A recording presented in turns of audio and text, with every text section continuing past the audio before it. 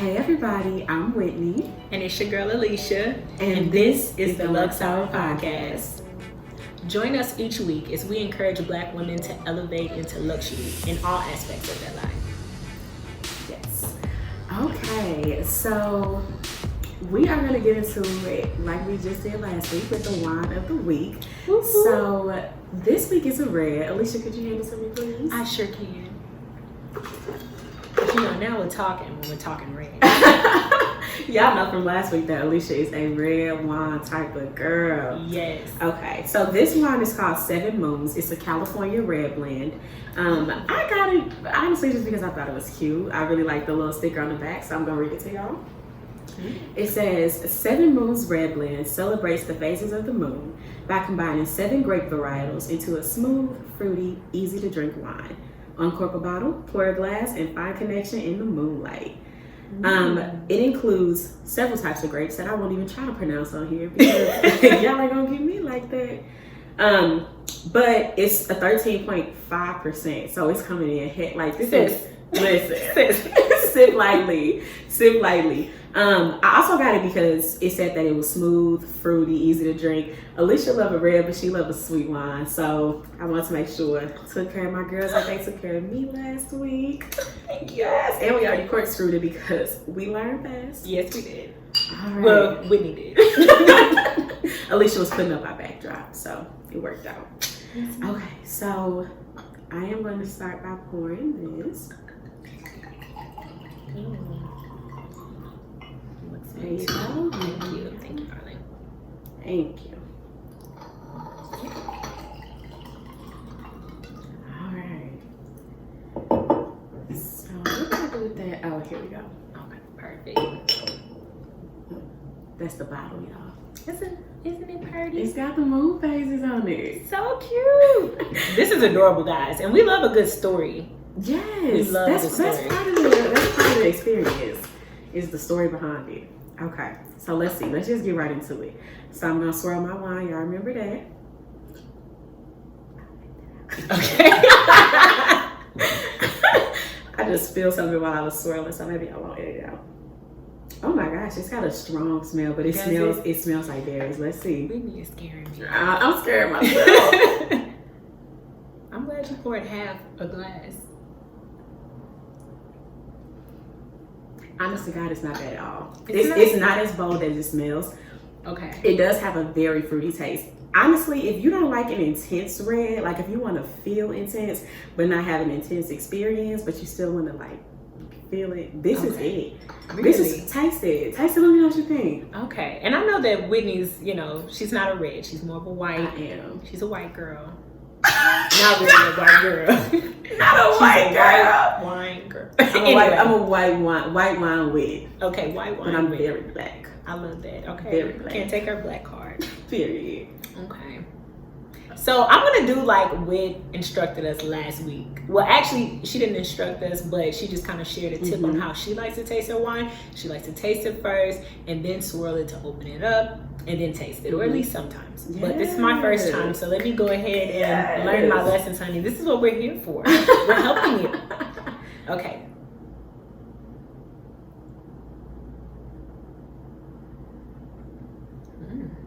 Smooth. It is smooth. It's absolutely smooth. But it smells very woodsy, right? So the thing is, and I see the difference now between, the wine actually being opened up and you just taking that taste, initially. I feel like the difference is you feel it in its it's a little bit more still.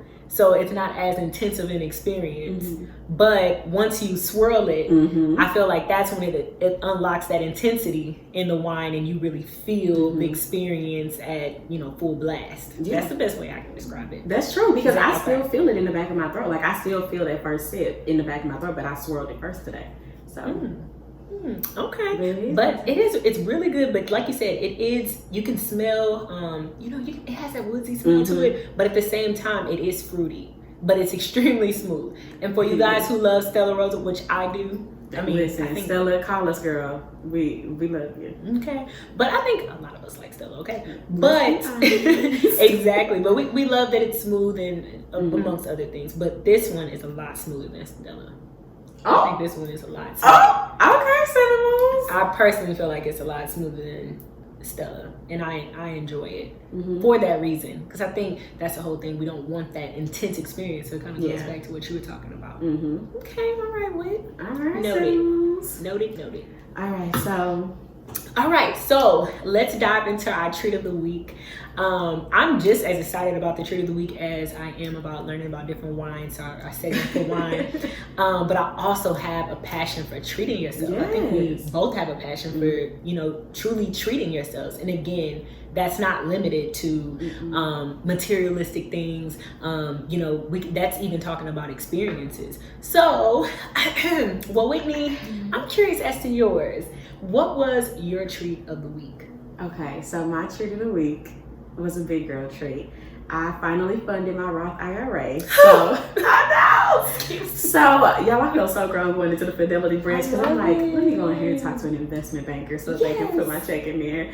But I told, maybe it was on Instagram. So if you follow us on Instagram, you saw I got like a random 401k check from like this job. It was like a transitional job that I did maybe sometime late last year, sometime in between the job that I'm at now and the job that I had. And they had the job previously. Oh yes, okay, perfect. But they sent me a check. They were like, "Hey, you got a 401k payout here. Like, what do you want to do with it? You can send it to my IRA." So they cut me a check for it. And then I took that up to the Fidelity branch and I funded my Roth IRA. So very excited about that. Yes, I want to see if I can max it out this year. So it's a $6,000 max out. Yes. We'll share some tips like the Roth IRA stuff. We'll share it on Instagram. So stay up to date with us on Instagram this week. We'll put out all of this, tips and everything. But that was my treat of the week, honey, because that's a treat that's going to keep on paying me. That's tax-free withdrawals after I turn 59. Yes. That is, I can invest through that account. So it's like a savings account where I can control where the money's being invested, right? So, for those of you who have jobs where you invest through your 401k with your company, you know that the 401k, how well your retirement account does is tied to how well your company does. Absolutely. So, for example, if you're working for Tesla right now, when they're going through this huge kerflunker with all these cars and these cesspits, like their 401ks are taking a hit because their stocks are taking a hit. Absolutely. Right? On the converse, if you work for Coinbase, you praising the Lord because your stocks are finally, your 401k is finally about to come back up, right? Exactly. So your retirement stability is essentially tied to your company. And there's nothing wrong with that. I still contribute to my 401k. But I wanted a retirement account that was separate from that, where I could kind of control where the investment was going and where the money was coming from, stuff like that. And it's more so in your hands, and you're taking more control of your destiny. And and that's why I believe that knowledge is just simply, it's power. Yes. It truly is power. And what I like to call it, your Roth IRA, you know what? I like to think of them as, I don't want to be a greeter at Walmart and 65 fun. So, I want to be a greeter at Walmart like that. But and no shade to anyone who works a job like that, but I think that it's very realistic for us, as millennials and coming up in a day and age and a time like right now, to where we have so much knowledge available on YouTube, on different podcasts, streams, to where why would we not take full advantage of having access to all of this knowledge and executing with it, so that we do not end up like a lot of our ancestors who really didn't have another choice, and they didn't know any better, right? Like you said something powerful when you said that, like, we as millennials understand that we need to take responsibility for our retirement, because we won't have Social Security, right? I don't even think I fall into the millennial bucket, honestly, because I was born in 95, right? So it's like, I'm like on the tail end, like I'm like, depending on who you ask, I either made the cut or... Because some people say 96, and then some say 90, I think it's 93 or something like that, yeah. So, but in either case, you ain't gonna have Social Security, boo. It's not, baby, my nana barely got it, and she is cashing on it now. And the truth be told, it's just our economy just cannot support that type of program for any longer, and that the flags are being waved, the alarms are being sounded. So take your retirement into account, you know what I mean? Like, and don't consider retirement, like, even if you're an entrepreneur, like, this is an account that you set up for yourself so that you secure finances throughout your life, right? And even if You don't end up using them. Your kids will be secure when you leave. Your family will be secure when you leave. People don't have to do a GoFundMe and sell your shirt, sell your face on t-shirts. For $8,000 funeral. Exactly. Because like my uncle, I'll never forget him telling me about like, but he worked for, it was Verizon before Verizon was Verizon. Oh, okay. Who had Verizon before? I'm not sure. I don't remember. Okay. It was a telewireless company. Right. But he lost $1.2 million. He basically like halfway through it, like he was like 45, 46. Oh my They literally was like, we cried. 1.2 mil because the company went under. I would have been sick. If your money is tied there, it's tied there. So I'm gonna get off my soapbox, but so essentially, develop a Roth IRA. Get you a plan. Get you a plan for how you gonna pay for your life once you get older. Yes, you know? have a backup plan for retirement. Absolutely, and that's a whole nother podcast, guys. Girl, but I'm excited about that one, yo. Yes. Like, I cannot wait until we get to that. Anyway, we're gonna get into it. We're gonna get into get to the point, okay? Period. Yes. So I love to hear it. And honestly, going behind you, Red, I really don't even want to talk about my I should have treated myself to the Roth 401k. But anyway. I feel so bad because while you intentionally did a Roth, IRA, I accidentally let myself get enrolled in the 401k at my part-time job. I probably was mad. I was pissed. And it was $20. I was like, I want my $20 back because we get paid weekly, and but that's actually the money that I'm using to erase my debt. I think I briefly talked about it on another podcast on our first episode. Well, maybe I did. But anyway, we'll get into my treat of the week. So my treat of the week is actually right over there. I went to go pick it up today, and I'm so glad that we're able to talk about this, and that it just so happened I did it today. But my treat of the week was some nice underwear.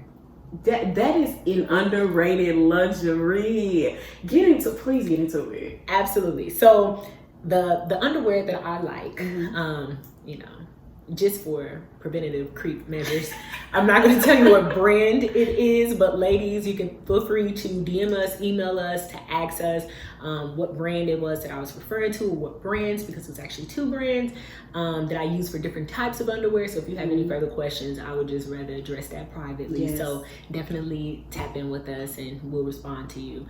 So it's actually 2 brands that I love, and it's two different brands because I love one type of brand, a certain type of underwear that they have, so a certain category of underwear, and then the other brand is great at the other. So now, of course, I can go to Walmart, I can go to Target, I can go to Victoria's Secret, with like Pink. I can go to Pink. You can get that 6-pack of period panties. I can get the 6-pack of period panties absolutely from anywhere, but I decided to treat myself. Actually, and I purchased from Nordstrom and Nordstrom Rack. Oh. So I always get, now it's to the point to where I have decided to take all of my panties that were not up to par. You're like, y'all ain't the cut. I'm sorry. I'm seeing what I needed to see. I need to see what I need to see. But and the reason why I'm sharing this and why I think that it's a treat, because a lot of times it's the little things that help us to feel better about ourselves. Yes. It's not about other people seeing the underwear that I'm wearing or how comfortable they are, how nice they are, how durable they are. Obviously, it's not for anyone else but for me. So it's a luxury because I'm doing something for me that is just for me to feel better, to feel more comfortable in my skin and in my body. Because let's be honest, a lot of us women, we have body image issues, even if we have what many of us would consider a pleasure body without the surgery. So, nice rack, nice butt, flat stomach. We still look in the mirror and we are dissatisfied. We pick ourselves apart. Jesus. But I think it's so much power. What I've learned is that when I can look in the mirror and when I see a really nice bra that I love, that's comfortable, that's sexy, that makes me feel good, and I focus less on, I don't like how that my stomach jiggles right there, or I don't like that flat, I don't like that fupa, Or I have a little roll right there, or a big roll of little It be roll. that bra balls that get you. Yes. It be the one that's right by your bra strap. Like, let me be great. Let me be great. I don't need the people behind me to know that I had a couple cheeseburgers this week. So mind your business, people behind mind me. your business. Don't start none, won't be none. literally, but that's where I realized that wow, it's powerful to have underclothes that I feel amazing in, that I'm comfortable in, because again, it just helps me to feel better about myself. And then it also does kind of, offset, those body image or self-esteem, issues or insecurities that we might have. So, but again, I'm telling you, when I put on my nice panties from Nordstrom or Nordstrom Rack, baby, I walk around feeling like a new woman. You can't tell me nothing. Okay. I'm all leaned over the kitchen island for nothing. Girl, why you watching literally. But then also you'll notice that when you buy higher quality underclothes, they actually are, a lot of them are more seamless. So, you don't see the panty line. So for me, that was a big thing, with the type of, underwear that I purchased, you don't see, a panty line. It conceals what I need to conceal. It smushes together what I need to be smushed together. So it does an abundance of things, but at the end of the day, it makes me feel good. So again, luxury can be just those little things. It can be buying nice underclothes that help your actual clothing fit better. So that was long-winded, but I feel like it was just the perfect time. It needs time. to be said. Yes, go get y'all some good panties. That's the moral of the story. Go get y'all some good panties. It'll change your life. You're gonna make me go get some panties. When I see the glow, the excitement that's on your face with.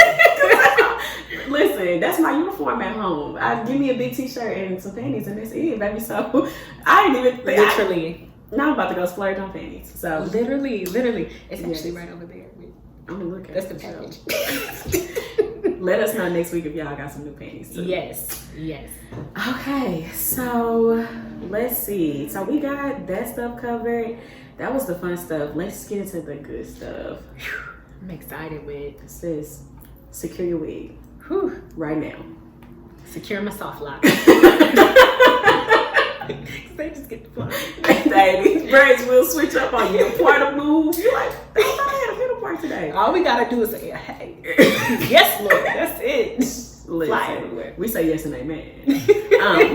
But we get into the Black family this week. Yes. And we both have had a number of experiences just in things that we've seen on social media, in discussions that have been had amongst our friend groups, against experiences that we've had on our own, right, in our own personal lives. And we want to talk about what happened to the Black family, right? It is my deeply rooted, firm belief that a community is only as strong as its families. That has been historically proven throughout life. That has led to the evolution of mankind. You are only as strong as your community, and the family is the pillar of the community, right? Absolutely. So what happened, right? Why is the Black family eroding? Why is the Black family crumbling? And to be fair, there's a lot of growth that's happening in Black families, right? Absolutely. So we definitely want to call that out, that a lot of people are making the steps to be those generational curse breakers, right? They're doing something different. They're raising their kids different, better. But there's still this chasm between Black men and Black women that we just can't seem to overcome, And so we want to get into it. Yes. We want to talk about it, long story short. So I guess I'll throw it to you first, Alicia. Like, what do you feel like the state of the Black community is, right? We'll just get into it there. I think if we are being truthful with ourselves, and the situation is that we are distrustful of one another. Wow. And we have so much bitterness towards one another. And for me, it's those two things. But the biggest thing is we don't trust each other. That's true. We simply don't trust each other. It's always, okay, well, if we see a Black family dissolve, then of course the women are saying, well, it has to be the man. We blame the man. What did he do? Yeah. And then if it's a man, well, what did she do? Was she not playing her role? But there's this distrust in each other, that we have each other's best interests and that we're playing our part. But also a part of that distrust is, and I think that's a whole nother layer when we talk about being distrustful to each other and us not playing our parts. I don't believe that we have clearly defined that, or I believe that line has dramatically been blurred. And I think that I think that's the state where we're at. Yeah, that's true. It's like people can't even work towards building relationships on solid ground because trust is the most basic of foundations to building a relationship, right? I would agree completely. And it's to add to that, it's like, so in my child development courses, I remember learning that children are the most outrageous when they with their moms, right? So to put that into perspective, right? Yeah. You see little Billy, little Blake, little Jim, right? Because who you don't see is little Rashad. Okay. Tripping. But you see little Billy acting out with his mama, like acting out, right? And then she goes to parent-teacher conferences at school, and the teacher's like, he is just the sweetest kid, and he doesn't cause any monsters. problems. And she's like, he was demon. Literally. And that simply is a matter of that little boy feels the most safe when his mom is there, right? Absolutely. So he feels the most comfortable acting as the fullest, most authentic version of himself because his mom is there. Now, as a child, that is reckless, right? That is drawing on the walls, that is saying no, throwing the food. It's that's what children are working through that ego stage, right? Right. But as grown adults, I think the way that starts to manifest in the Black community is Black men treat Black women worse because they feel the most safe there. And Black women treat Black men worse because they know where he gonna go? He ain't going nowhere, right? And so then you constantly have this friction between women who feel like these men take advantage of them and men who feel like women don't respect them, right? Absolutely. And so, like you said, that just builds this horrible tension between the two of I'm not valued, but I'm not respected, right? Absolutely. Like, he feels like he's not respected, she feels like she's not valued, and it goes round and round and round in a circle. I would say that the other thing that is truly harming the Black community right now is that we don't know what to do, right? The easiest way to achieve success is to mimic what you've seen, right? So if you've seen your parents navigate through conflict via communication, then you know how to navigate through conflict via communication. If you see your parents maintain their marriage, work through disagreements, whatever the case may be, then you know how to do that. But a lot of us are trying to be things that we haven't seen, right? Like we're truly lacking examples. Yeah, we don't have good. I say all the time, I cannot think of one relationship in my life where I'm like, I want that for myself. You know what I'm saying? Like, I want what they got. You know what? No. That's tough. No. That is tough. And it's no shade to any married couples that I know. I think that the problem is that something that we learned years ago in the Black family, in the Black household, was that what happens in this house stays in this house. And the reason why that philosophy was developed is because we know it's dysfunctional. Mm-hmm. And we know that it won't look good. We know that it won't sound good. But where else can we go? Yeah. What other option do we have? What's the alternative? Girl, I do not mean to cut you off, but I never thought about it like that. But the only reason you would say what happens if it stays here is because you know that ain't right. Yes. If you know that ain't right, of course you would say, hey, don't let nobody know what's going on here. I know I choke your mama sometimes, or I know I called him old dirty bastard, and you lying, cheating, exactly. And we're in no type of way. No. Are we, making light of domestic violence or glorifying it? At all. But I think the reason why we're laughing, because me and Whit, listen, first of all, disclaimer, if you are in a do not laugh situation, don't put it. I won't. Do not. I'm gonna sit over here. Don't look at us. It's not gonna go right. So that's what we just did. We looked at each other. Girl. But I think we're laughing because this is so true at its core. We're realizing why. Like, we let it sit, and we came to the realization that this is 1,000% accurate. And the laughter alone is a trauma response, it right? Is. You get to a point where people say you just gotta laugh about it, right? Yeah. We are in no way making light of domestic violence. We are telling the truth of our stories, and in order to cope with it for so long. That's why we in therapy now. Because anybody can tell you one thing I'm gonna do is laugh about it or laugh it off, and that's not, sis, that's not a solution. Like, and it's not. This is not fixing it. But that's just like my default response. So to loop that around, we are not making light of domestic violence in the slightest. We condemn it at the highest level, and we're gonna get into that, like, throughout the rest of the episode. But that is the truth of the Black experience for so many people. Yes, literally, I know so many warriors that, and this is such a topic that is actually truly really close to me, like so close to me. And I've known so many women to not only barely escape with their lives, but to actually succumb to it and pass away from it. So I definitely want to make that extremely clear. But I think that, again, this is really speaking to the state of our family, because the family, again, that example that we have, that sets the stage for how we are to respond. That sets the stage for the traumas that we are to, to have established.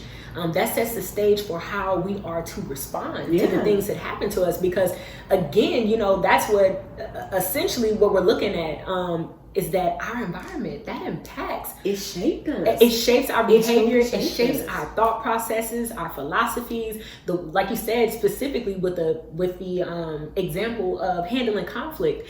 If you are a person who grew up seeing your parents yell at each other, cuss at each other, call each other names.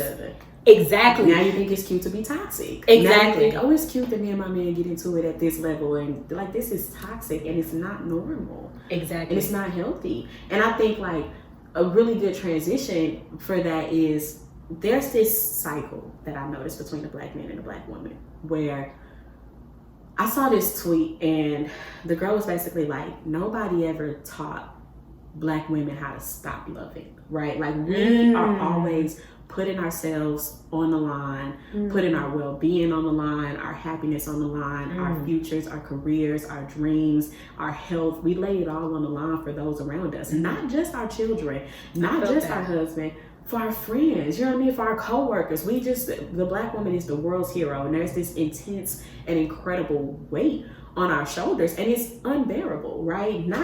It's unbearable for anybody, but especially for a woman who was not called to carry that much weight as one woman, And I think, to your point, it's this complex, or this stereotype of this role. You know how you can have that hero complex. Most men, they have that. That's the male ego driving that. But for Black women, I think what we experience, to your point, is that warrior complex, or that warrior syndrome. I have to fight, roar. Oh, I'm strong. I'm tough. I'm independent. I don't need nobody for anything. And that comes from, again, you being taught you love anyway. You keep being, you keep pushing anyway. You keep drilling. You just keep going. You keep loving until you have nothing left to give. You love them with every ounce in your body. You love your children, your husband, your job, your career. You just go. You fight. We're taught to fight. And it's almost as if we're taught that if you fight hard enough, you'll get what you're looking for, right? But then what happens inevitably is the Black man we as Black women begin to feel resentful, right? Because you only can do that for so long before you start to be like, I'm not getting nothing out of this. Like, you can't help me out. Who's helping me out? And so that comes out of your actions. It comes out of your tone. It comes out of your mannerisms. And then we're emasculated. Because we want them to step up. But Black men are perpetually frustrated because so many of them, like we were just saying, they don't know how. They don't know how. If you're raised by single mothers, if you've never seen a man hold a family down, head a household, lead his wife, love his wife like Christ loved the church regardless, you don't know how. Exactly. And I think women are telling Black men, we ready for y'all to take the reins back, right? I always talk about, like, and we'll get into where we feel like causes, but there's always that thought of like, the Black community was systemically crippled, right? And we're gonna get into that next. That's a perfect segue. Yeah, exactly.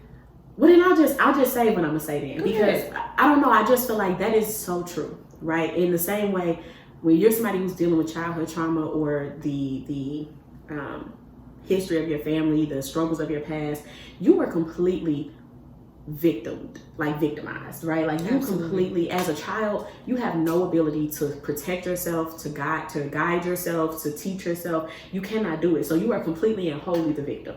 But at some point you reach an age where you're no longer a child, right? And the Bible calls it an age of accountability, right? Where you get to an age where, okay, like this was trash, but like your life is yours, and like what am I going to do about it? How am I going to move forward? Because the irony of staying in a victim space is that the longer you stay in the victim, the more likely you are to become the oppressor, right? The more that you stay in the victim of, well, this is what happened to me, this is how my family handled it, this is how my mom was, this is how my dad was.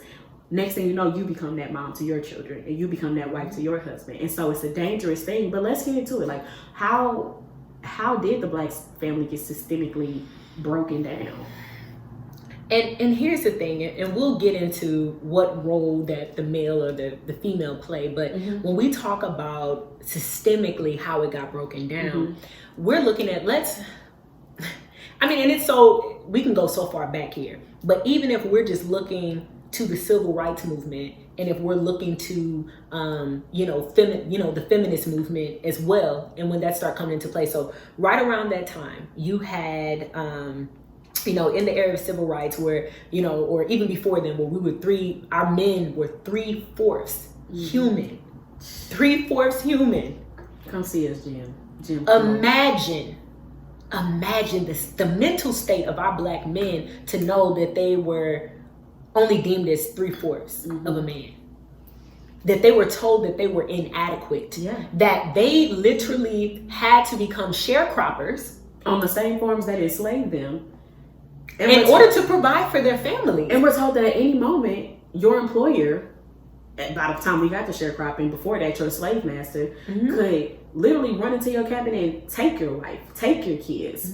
Like, what does that do to the psyche of a man, Exactly. And it's like, and again, I only went back to that era, but it's like, even in enslavement times, knowing that, again, your slave owner was impregnated your wife, made her his bed wench, but there was nothing you can do about it. And when she brought a biracial child home, that was a product of that slave master, you had to love her anyway because it wasn't her fault. So imagine the pressures of that on the family. But as we transcend into, the civil rights movement, now Black men, they are able to, establish their own businesses, or they're able to start, getting into colleges or working for different places to start providing for their families, but they're literally fighting for their lives. In the civil rights movement, fighting for respect as a man from white men. Imagine walking down the street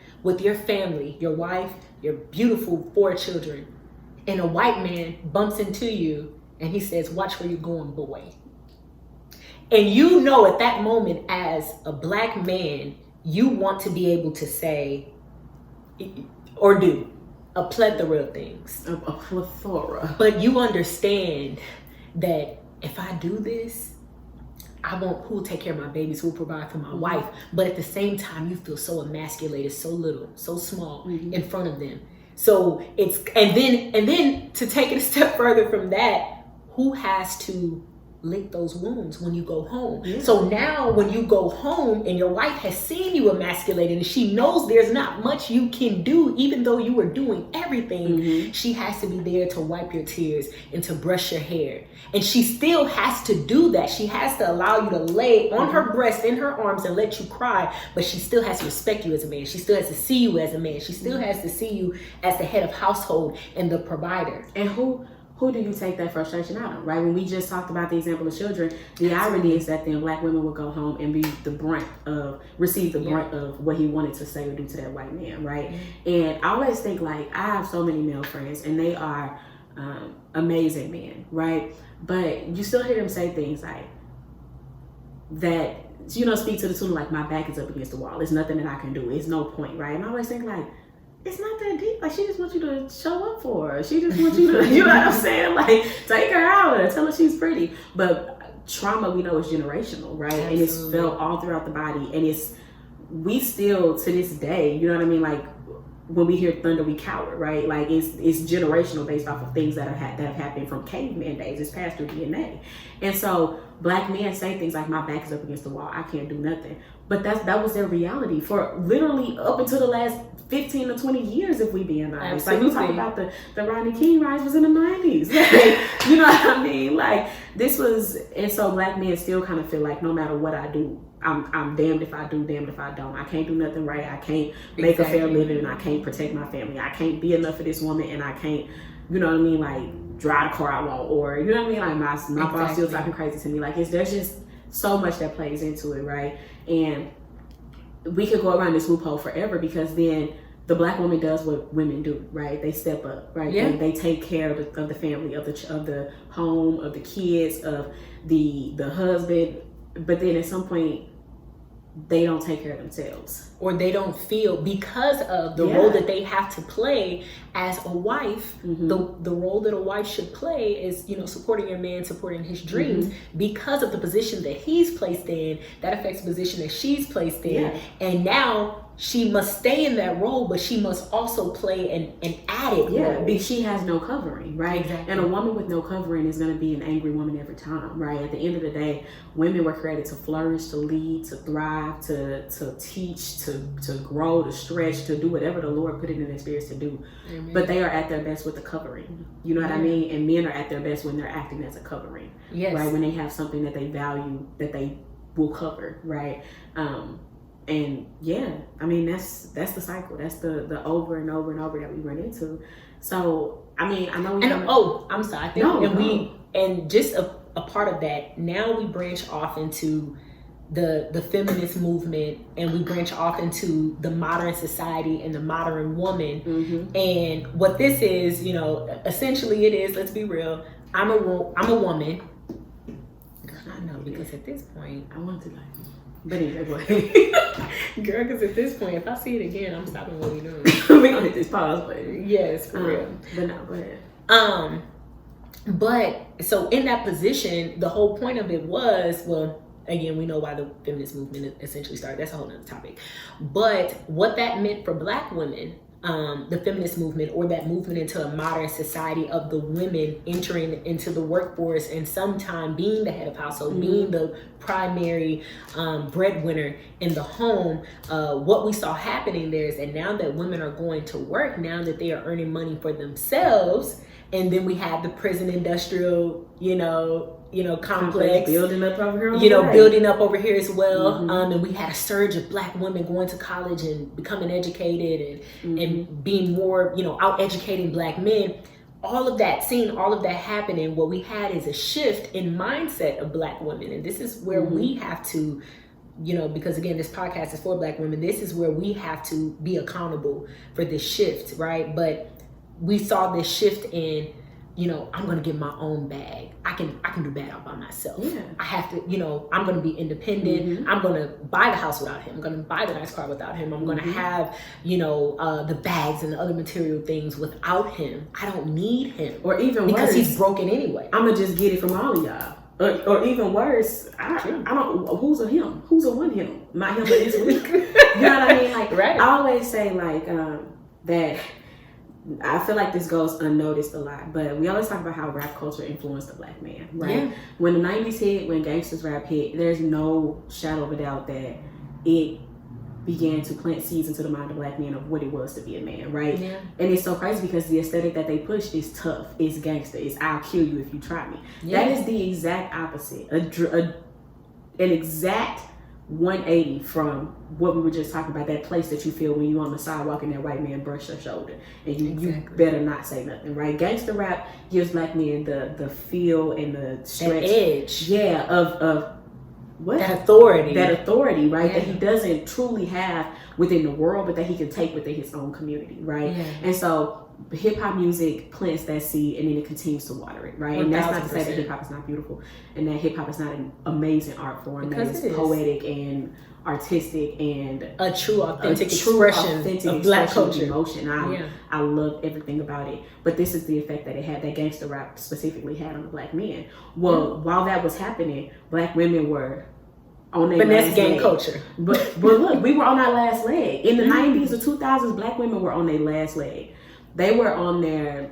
you didn't even start to hear songs like No Scrubs until like the late 90s. That's true. Because black women were still trying, even though they were saying that, they were still having a man at home that they was calling 5-6 times. Where you at? And that's why 90s R&B was so such a hit and so powerful. Exactly. And it was poetic because it was real. It's from the heart. Yeah. And because that's where we were still coming from, that place of love.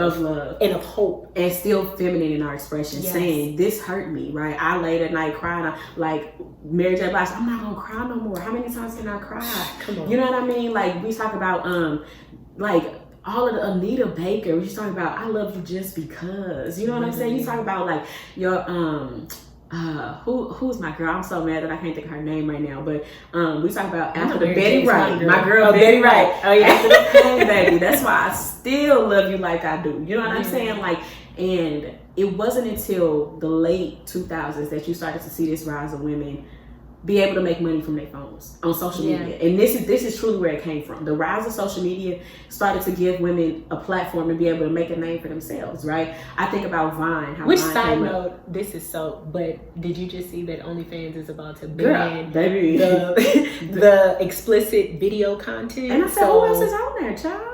I thought that was like Pornhub. But that's just interesting. I'm sorry, but go ahead. Okay, child, I thought it was like Craigslist for Pornhub. Like, you just make you an account and sell whatever you want to sell. Sure. Yes, interesting. Interesting thing. I just had to throw that in there. I just found that out before the show. Girl, but essentially what happened was you get the rise of, and I remember Cardi B from Vine, right? And this is no shade to any of the black women that I'm about to mention, right? Mm-hmm. But she very much so pushed the message of, listen, I came out and got it out the mud from the Bronx, right? Like, I didn't have nobody helping me. These men did me dirty. They did me wrong. And I had to learn how to either eat or die, right? Mm-hmm. I survived or I perished. I was providing for my family at 16. So she was sneaking and working in strip clubs. And for a black woman to be in that position, we are truly on our last leg, right? Mm-hmm. And it was from that point that she with her music, with her art, with her thought process, with her way of moving, she truly opened up the door for city girl behavior, city girl culture. And so black women are like, listen, I ain't never got mine. I done gave and gave and gave. Like, I remember I was telling my homeboy the other day, like, because he was like, oh, there's no good women out here and this and that. Mind you, he's mid-30s, right? And so I said, listen, what was your 20s? What was your dating life like in your 20s? He talked about all the time how you used to run through them, like just lining women up.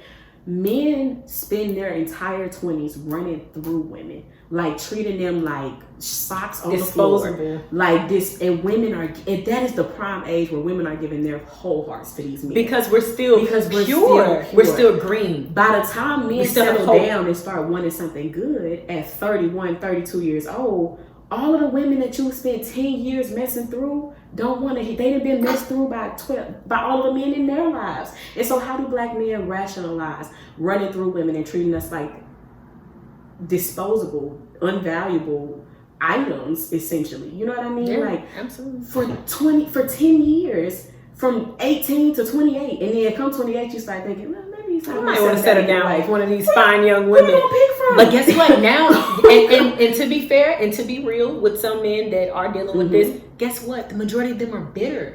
So bitter. They're so bitter. They're distrustful. Because they're dealing with the fruit of their actions. Some of them don't even want a man anymore. Whether that means they play for another team, or whether that means they put all of their efforts and energy into their career, their children, God, or another religion. On Twitter. Tearing black men down. You know. Them Twitter feminists will get you, baby. Literally. So I believe that, like we're saying, this is what we're going through, and we literally just broke down. Well, we tried to hit decades, but we even tapped into some centuries here of, hey, these are the causes of where we are right now. But now finesse gang culture is very real. I've known some sweet women, some of the most pure women, to turn into a true city girl behind.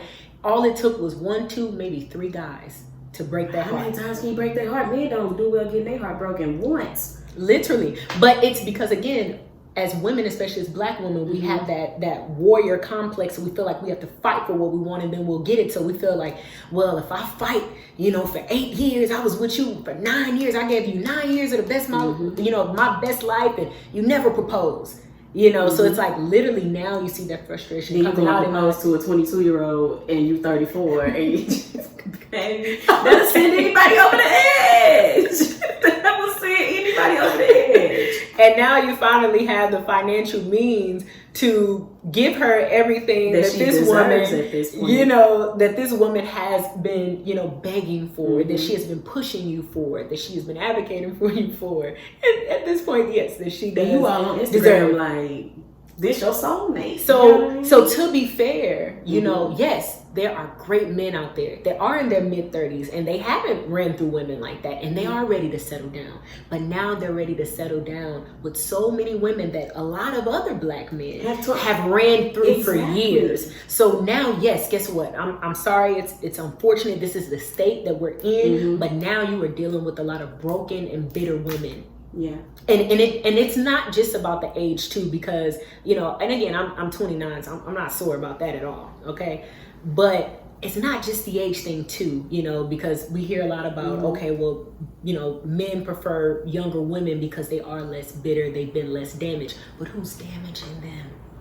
So that's where we have to take accountability. Because then y'all will say, oh, she got daddy issues. Oh, she just got. So what I'm hearing is that that men dropped the ball. Daddy issues equate to there was she did not have a daddy in her life. Yeah. She did not have a solid dad in her life. All men, when they talk about the daddy issue and try to use that to shame women, what you're saying is that the root problem comes from a man. Because at the end of the day, a child gets their identity from the father, right? That is the role of the family. We can get into that in a minute. But identity is passed down through the father.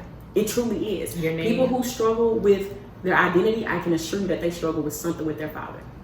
When you struggle with knowing who you are, what you're called to do, whether or not you're making the right decisions, if you're dating the right person, you always in bad, like these come to identity issues, and identity issues are rooted in the father. Literally, they just truly are. That is a man's role. Literally, and when we talk about causes, all of this generational trauma has led up to the way that we parent or lack thereof. Because again, unfortunately, you have a lot of parents that see the club more than they see their kids. Yes. And no shade and no disrespect, but we're talking about the state of the Black family. So therefore, that's where we at. We have, like I said, men and women who see the club more than they see their kids. They see their side piece more than they see their kids. They spend more time out with their boys or with their girls than they do their children. So again, if we have a father who is absent in the home, or if we have, again, I don't know about you, but I have definitely been to way more baby showers than I have weddings. So if we have... one thing I'm going to do is give me a baby shower plate, though. You got that hotel over there. The hotel, give me the wings. Okay, the meatballs. That is a staple at the Black baby shower. You ain't been in no Black I kid baby you shower. not. And you ain't been in a real Black baby shower unless both of them have matching outfits. And it's most likely That is the truth. Especially a St. Louis baby shower. He always has on that long sleeve Burberry shirt. I'm telling you. And she has on the Burberry slide. and he gonna be sitting in the pictures looking like he don't know how he got there. Literally. It's so funny to me, because what we end up with is, again, so now we have all of these broken people, all of this generational trauma that's been passed down. So now you have broken men, broken Black men, broken Black women. And you have them procreating and not establishing a foundation. Yeah. So therefore, when they go to parent their children, unfortunately, since they're just procreating and having fun and messing up in the world, they haven't discussed the most important things, like how do we plan to split the bills? What is your role in the family? How are we going to parent our children? Do we want them to go to private school? Will we have a college fund for them? Where are our finances? Will we have a home? Will we have an apartment? So we haven't discussed any of those important questions. All we know is she looks good and I want to have sex with them. Boop, boop, a baby pops out. Well, stuff happens. I did want kid. You know what I'm saying? And you already been thinking of baby names since you was in 5th grade or so. Literally. I mean, it's just And now, then we have the women. So from there, now that there's a broken home, because you guys never had a home, you just had a baby. So now that doesn't work out. Of course, it doesn't work out. So now you have the woman, it's just me and mine. And since because he doesn't want to be with you, now you're preventing him from seeing the child. Well, he left us. No, he didn't leave you. He didn't leave the child. He left the relationship. Now I know you have a slightly different view on that. Alicia, no. I know she has a slightly different view. I'll let Whitney go. But also at the same time, then you have the man. Now he's procreated with this woman, and now he doesn't know how the child is being raised, because truthfully, he left that home. So now he's left for the child to be parented by the mother, however she decides to parent, which could mean multiple men in and out of their life, which could be not being parented, at all, or just knowing that, dang, I have to spend half of Christmas at my mama's house, half of Christmas at my dad's house, and never seeing a good example. And then the cycle. And it has such a horrible effect on the kids, because bitter black mamas teach, and absent black fathers, bitter black mamas teach their children. They teach their daughters to resent men, to be tough on men, to expect the worst from men, to not need a man for nothing. And they teach their sons that women will be okay without you, right? So they give their sons, men leaving the household gives their sons permissions to do the same, right? And at the end of the day, that gives their sons the ability to run through women like it's nothing, right? To pick up and put them down as they feel like it, because they don't feel like they have an obligation to stay, right? I want to get into what we feel like, even though I feel like they do, because you know how I feel about that. I'll be transparent with y'all in saying that I understand, and I'll get deeper into this, right? I understand that, baby, I've seen a black woman at her ugliest, okay? Several of them, several different ways. And I would not wish it on my worst enemies. But I also have seen those traits in them without getting into the bed with them. And I truly believe that black men overlook so much and take so much, and the child is who they abandon. You should have abandoned her months before you laid down with her, right? When you saw this type of disrespect and this type of behavior, if you chose to continue because it adhered to your desires, then you do not. I struggle with pulling together sympathy for men who choose badly based off of sex alone. I agree on that. And then abandon their household, because if you don't want to deal with her, why do you think that baby do? If you can't deal with her, why do you think the kid?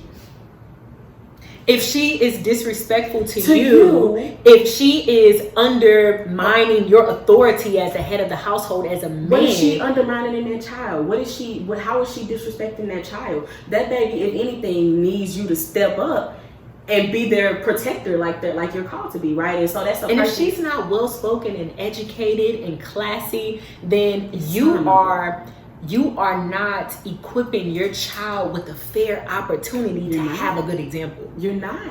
And that leads me, I truly believe that first and foremost, black men and women have to choose better. At some point, we have to set a standard for just what is simply not acceptable. Absolutely. And we have to be willing to walk away, right? There's this, before I get into this, I want to put a disclaimer down, right? Okay, what is it, Whit? I am not on the side of the black man, and I am not on the side of the black woman. I agree on that. I am on the side of the black child. I am on the side of a healthy union so that black children have a chance to compete in this world, to be healthy, to shine at their best, to have a childhood. I know so many black children who just were robbed of childhood. We were just forced to grow up entirely too fast, forced to not cry, not whine, not say no, not have any boundaries. And that has hurt us tremendously as a community. And so I want to make it very clear before I start, I'm not on the side of either one of y'all.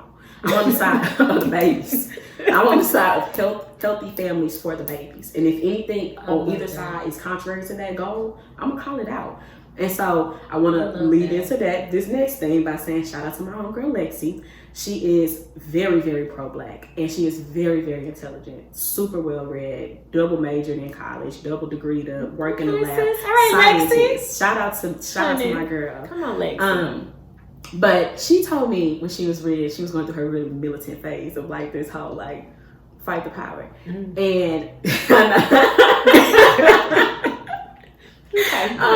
but she told me that in Haiti, before they did their revolution, right? So there was a huge slave revolt in Haiti and they literally took their freedom back, right? They literally revolted and took their freedom back. But before they did this, they killed off all the house niggas. And I'm gonna say house niggas because that's the terminology that's used. But what that means is they killed off all of the Black people who would say things like, well, why don't we destroy our own community? And well, all white people ain't bad white people. Well, these are the people that will poke holes in your boat, right? And so they killed them all off. It wasn't nobody but the good out there. Okay, if you was any type of behind kisser, you was out of there. I give this example because I feel like this is the approach that Black men and women need to take to clean up the Black household. That's true. If you, as a man or a woman, are acting contrary to what your role should be as the king or queen that you are, call it out, cut it out, and move on. It is not until we start to hold a standard for what we just simply will not accept from women on the side of Black men and from men on the side of Black women. Absolutely. There comes a point and there are certain lines of disrespect that show you who a person is. It's not about a mistake. It's not about they was in a tough time. Some things are character flaws. And people do not address character flaws until they don't have any other choice. And I truly believe that the longer Black women cling to Black men who don't even want to do better, and Black men chase after Black women who have no desire to step into womanhood, we are only going to keep perpetuating the problem. So I'm going to say that, and then I'm going to pass it to you before we really get into this topic. Like, what do you think needs to be done to who's at fault where, and what adjustments needs to be made for us to move into new levels of luxury and to upgrade the Black family? You touched on it. What it is for me, I feel like we need to be accountable for the roles that we play in it and what those roles are. But not only being accountable, but we need to take action. So that means women, Black women, us calling each other out on our bullcrap. That means Black men, us calling each other out on our bullcrap. But in doing that, we should, because we are being accountable for our actions, we should be able to do that for one another. At least that's what I believe. You know, if you're being accountable for your own crap, you should be able to call someone else out. But do it with tact. Do it out of a place of love. Decently and in order. Decently and in order. We don't do that to tear down. We don't do that to degrade. We do that to elevate. You know, we do that to elevate our minds, our hearts, body, spirit, souls, all of that. So getting into it for me, I feel that what Black women can do, and I'll start with Black women because I don't harp on Black men. I'll start with Black women. I feel like what we can do to really remedy this for our community is, number one, we need to go to therapy. We need to heal.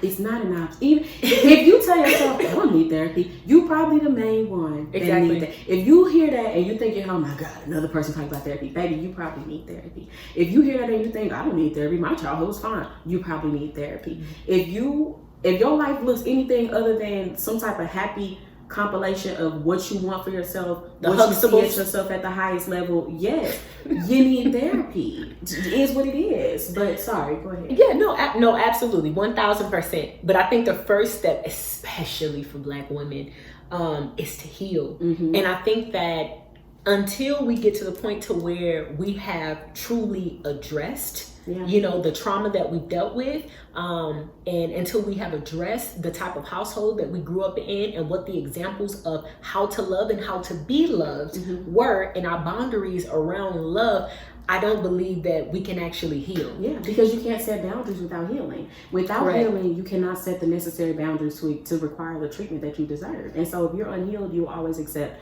less than you deserve. You won't be able to set boundaries. And I also believe that you will attract what you will attract your current state. You will attract what you are. It is, and I believe that also at the same time too, I think that when you are healed women, we are happier. We have a more joyful disposition. Yes. We smile more. We glow from the inside out. We feel like we deserve good things.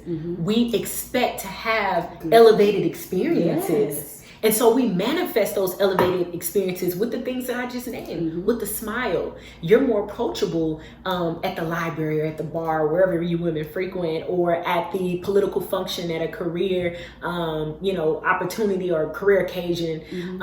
You will, with that smile, with that happy disposition, you will attract opportunities. Yeah. You will attract the type of partner that sees a woman that is happy and joyful and that desires that type of woman. Yeah. And the person that also values that, of course. And I think that, and that kind of goes into, now I'll use this example. I remember I was wondering, why do men say, you need to smile? Dang, girl, listen up. You need to smile more. And I was like, I need to hear a man kind of touch on that. And so I heard it on a podcast, but then also I asked a few men and they all gave the same answer. Well, it's because when a woman, when she smiles, she appears more attractive. She's more inviting. She looks friendlier. It gives me permission to approach. So when we think about that notion of a person who is healed, who is smiling, or a person who's healed, who is therefore happy, who is smiling, what you're doing is you're inviting opportunities, whether relationship, whether it be career, just on a very, basic note. But I just believe that in that case, when you have had the ability to heal and get in alignment with yourself, I believe that gives you permission to be the best version of yourself. That gives you permission to start allowing great things to happen and then requiring them. So, and I think that, so I believe that that's what Black women can do. We can heal, because unfortunately there are a lot of bitter Black women out there, and arguably, same, justifiably bitter. But and like I said, over sis, but I've been there. Yes, and that's the thing I was going to say, and not that Black women aren't justifiably bitter, but here's the thing, sis, you cannot stay there. It's okay to get dropped off at that location, but it is not okay to fight, to build your and tent to build and live. And again, not in the sense of being that warrior complex, but it is not okay to say, you know what, I'm gonna do what I have to do to work on myself and to work on my environment and to work on my situation to get me to a better place in life, to where I'm not stuck in bitterness. It's okay to get dropped off there, but it's not okay to stay. It has to be one of those things to where, life happens. We can't, we can't control. We can't control it, but what we can control is what we do moving forward, how we respond to it. So I think that's where Black women need to be more accountable. We need to be accountable for our own healing, and subsequent happiness and subsequent elevation. And I do believe that the reason why this is not selfish is because, again, as you continue to heal, as you continue to work on yourself and be the best version, you will be a better mother. You will be a better companion, a better spouse, a better business partner. You will be a better corporate ladder climber. You will. So again, I think that just as far as the women go, what we can do, the greatest gift we can give to ourselves is healing. Yeah. At least for the women, that's for me. I mean, what do you think, before we get into the men, what do you think about the women? What can we do? So anybody that knows me knows that I am going, it ain't too many hills I'm willing to argue people down on, but gender roles is one of them. And it's not just gender roles, it's because roles in general are the only way that an empire functions successfully, right? There is no empire that operates successfully without people playing their part and doing their role. At the end of the day, I love that Black women are capable of so much, right? I was watching a documentary on the various empires of the world and how they rose and fall, and one of the biggest ones that was fascinating to me was like the story of the African slave trade. And they talked about one of the queens coming out of Congo, and she was like the most powerful queen in Africa, right? She had an army of men behind her, and she was a warrior. She fought the slave trade for 20 years, right? And I love that about us, right? I always say that there's no race of woman that can hold their men down, that can hold their families down and hold themselves down the way that Black women can. We are intelligent, resourceful, creative, soulful. We have so much depth, so much beauty, so much wisdom just acquired through general living. But our feminine has been injured so badly. And you can be all of the tea in China, but in the context of a family, if you cannot play your role as the wife and the mother, your house will be out of order. What is the role of the wife and the mother? I feel please break it down break it down for the people. And women both have 3 primary jobs, right? Everything else is optional. So I'm gonna phrase it up like this, right? If you get a job you go to an interview at a company and they say, hey, you hiring for the position? We're hiring for the position of wife, and these are the qualifications, right? You must be a nurturer, right? Meaning that you are patient, gentle, delicate, comforting, supportive, encouraging, right? Absolutely. So you must be a nurturer. You must be a teacher. Absolutely. Right? And you must be efficient, right? Efficient in managing emotions, efficient in managing the household. Managing the household. Right, that is your in territory, general. right? That's your territory, right? So that, like, what happens in the home, that's the woman's domain, baby. That's it. You know what I'm saying? Like, those things are important. Can you be career driven?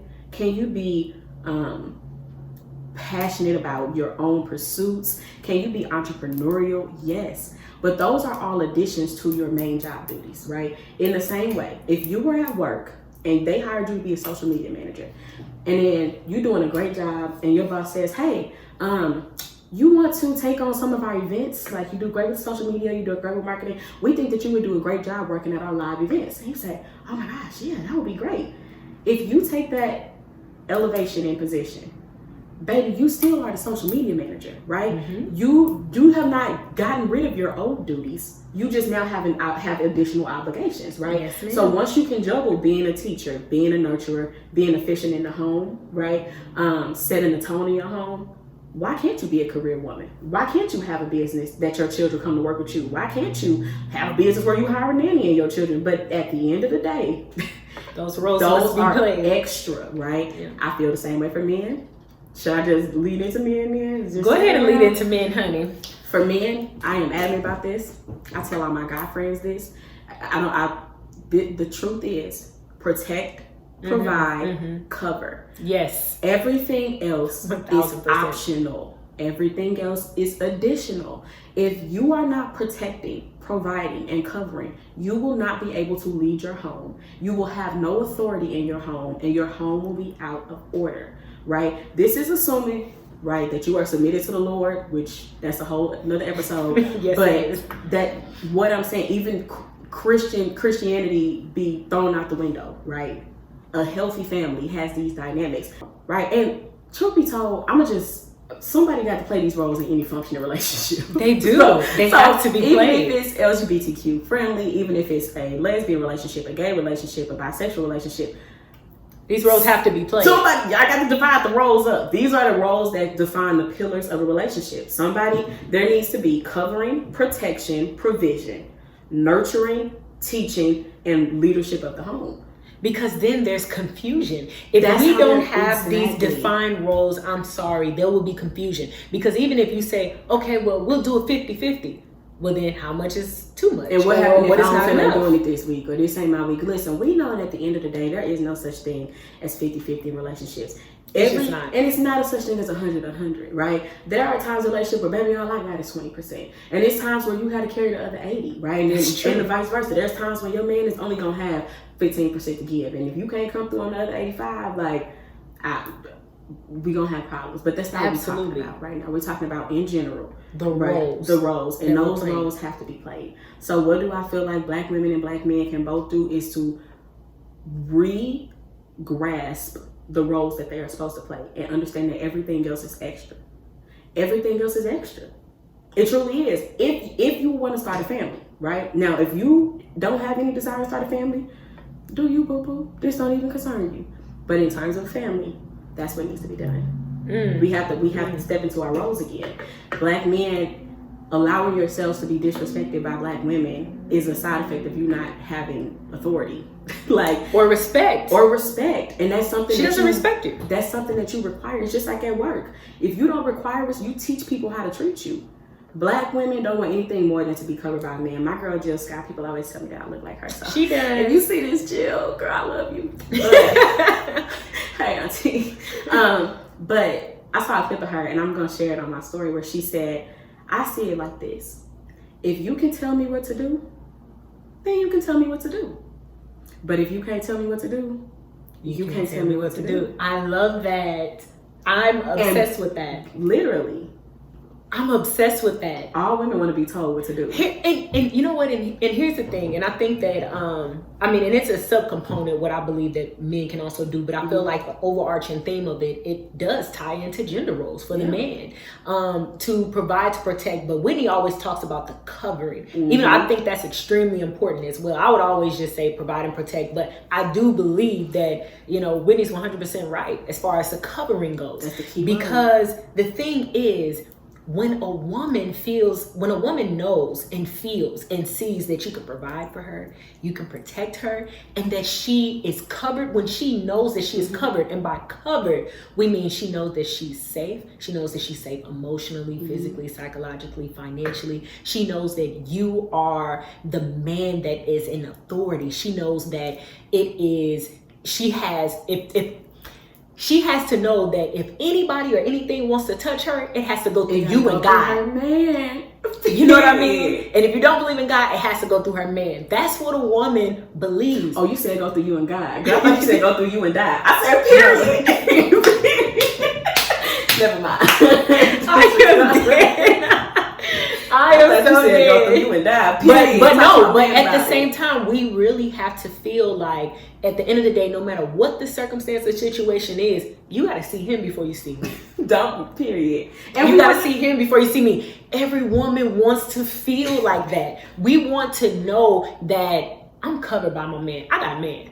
I got a husband. What Rochelle used to say, everybody got 2 kids. My man got 2 jobs. My man got 2 jobs. Shout out to my little sister, because she had a problem with that show, baby. My mama had to cut her off. My mama had to tell her, Jessica, you can't watch this no more, because she was on Everybody Hates Chris. On Everybody Hates Chris. I was like, girl. But anyway. Yes, but no, literally, we have to know that we're covered by you. Yeah. And when we know that we are covered by you, when we know that you are truly playing the role that God designed for a man, the gender role that God designed for a man, we have so much respect for you. And a man that we respect, we wouldn't dare disrespect. If that's a man that you honor. Because we honor him. And if we know that you ain't gonna stand for no disrespect, that ain't saying to be violent in any sense of the word, right?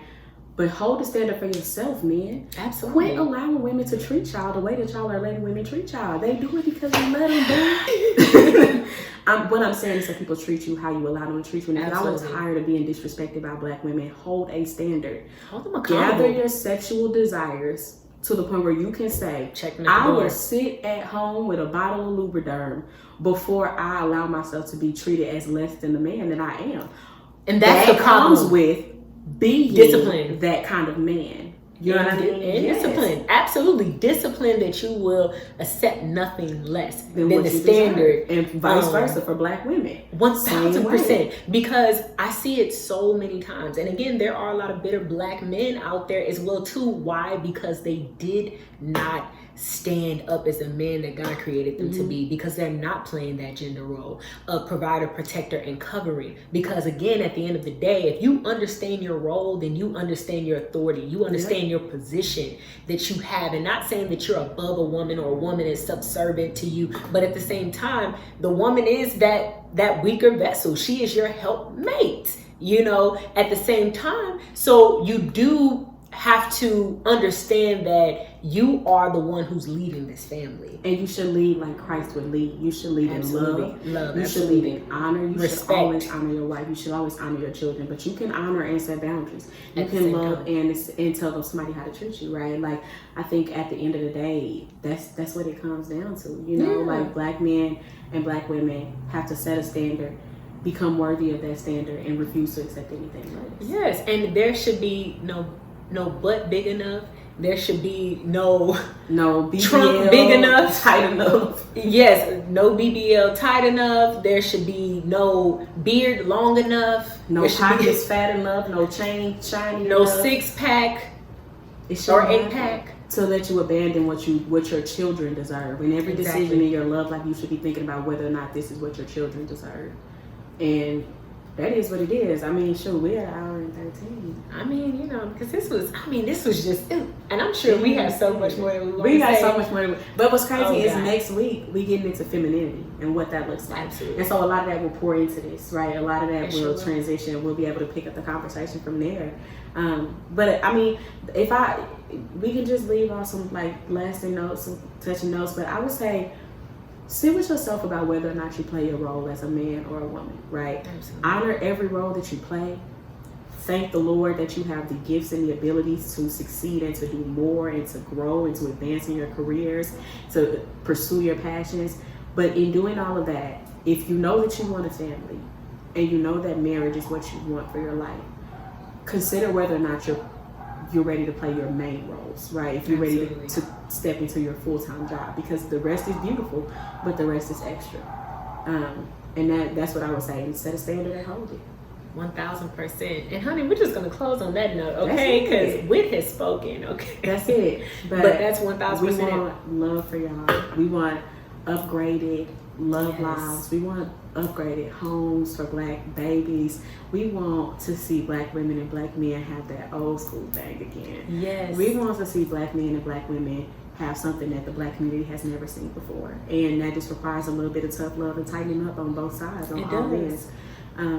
It's the only way that we'll have restoration. That's it. And that's the name of the game. That's the name of the game, is restoration. So y'all have a good week. Let us know what y'all thought about this week's episode. Tune in on social media. We are live on socials this week. We had a hiccup last week, but we are having conversations. We doing polls. It's getting live. So tune in on Instagram at the Luxe Hour Pod. Is it D or just Lux?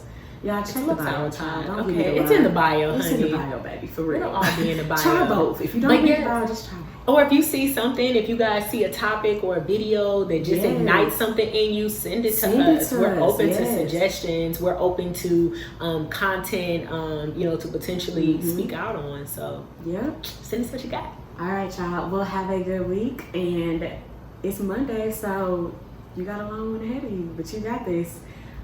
Here's to luxury. Here's to leveling up. Here's to upgrading. My wine is pretty much gone. So this here's to restoration. Cheers. Cheers.